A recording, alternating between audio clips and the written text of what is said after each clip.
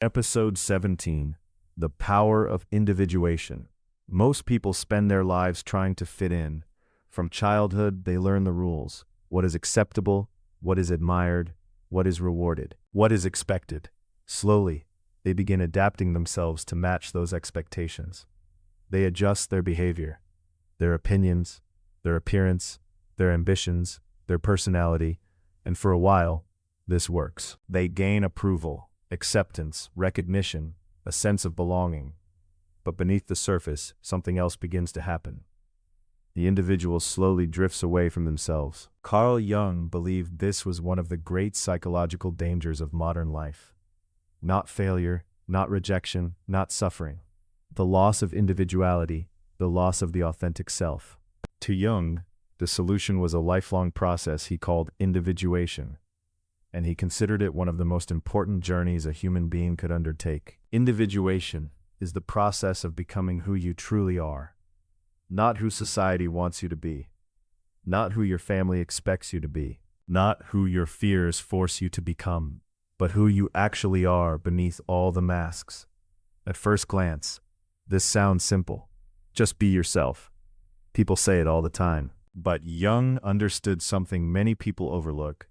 Most individuals do not truly know themselves. They know their roles, their responsibilities, their habits, their routines, their social identities. But they often have very little contact with their deeper nature, because from a young age, adaptation becomes more important than authenticity.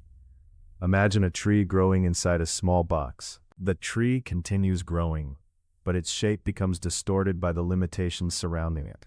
Human beings often develop the same way.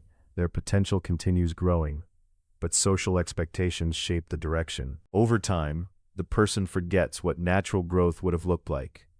They assume the shape they became is the shape they were meant to have. Jung believed individuation begins when a person starts questioning this assumption, when they begin asking difficult questions. Who am I beneath the expectations? Who am I beneath the labels? Who am I beneath the roles? The answers are rarely comfortable, because genuine self-discovery often requires confronting parts of ourselves we have ignored. The shadow, the hidden desires, the suppressed emotions, the forgotten dreams, the rejected traits, everything that has been pushed outside conscious awareness. Most people avoid this process, not because they are weak, because it is difficult. Self-discovery is far more demanding than self-improvement. Self-improvement focuses on becoming better. Individuation focuses on becoming whole, and wholeness requires embracing complexity, the strengths and weaknesses, the virtues and flaws, the confidence and fear, the light and the darkness. Jung believed every human being contains contradictions, yet modern culture encourages simplification. Be confident, be successful, be positive. These messages create pressure to eliminate anything perceived as weakness. The result is fragmentation. Parts of the personality become accepted, other parts become rejected. The person becomes divided. Individuation reverses this process. Instead of rejecting parts of yourself, you begin understanding them. Instead of hiding from yourself, you begin exploring yourself. Instead of performing, you begin living honestly. This does not mean indulging every impulse or abandoning responsibility. It means becoming conscious of your motivations, your fears, your desires, your patterns, your potential. Many people spend years chasing success without ever asking themselves why. They assume the goal itself will provide fulfillment. Yet, Jung repeatedly observed people who achieved success and remained dissatisfied, not because success was meaningless, but because success without self-knowledge often feels empty. The individual achieves what they thought they wanted, only to discover they were pursuing someone else's dream, someone else's definition of success, someone else's idea of a meaningful life. Individuation protects against this, because it forces a person to develop an internal compass. Rather than relying entirely on external guidance, the individuated person still listens to others, still learns, still grows, but their direction comes from within, not from the crowd. This creates a kind of stability that approval can never provide. Because approval changes, trends change, opinions change, society changes, but a person who understands themselves remains grounded. Jung believed that individuation becomes increasingly important during the second half of life, when external achievements begin losing their power, when status no longer satisfies, when possessions no longer impress, when deeper questions begin emerging, questions about meaning, purpose, identity, legacy.